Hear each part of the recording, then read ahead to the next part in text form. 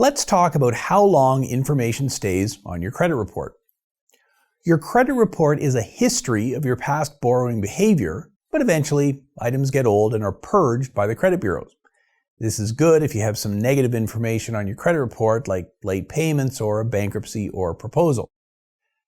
Most negative items like late payments or accounts sent to collection remain on your report for 6 years after the last activity date.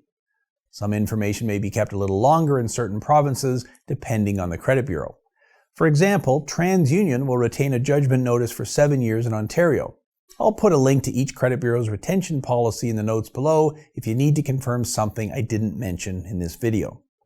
A bankruptcy notice will disappear 6 to 7 years after the discharge date, depending on your province and the credit bureau. If you filed bankruptcy twice, your first bankruptcy returns and both bankruptcies remain on your credit report for 14 years.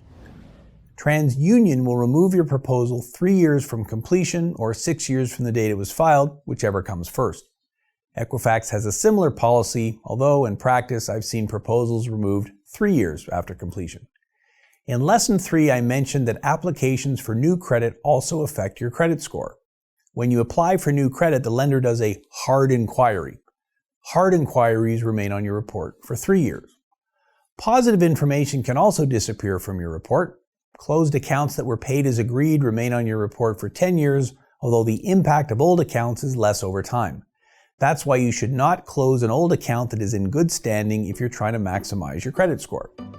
Now that you know when items should be purged, what should you look to fix?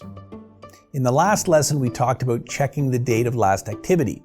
If a creditor or debt collector incorrectly updates the date of last payment, you want to have this corrected.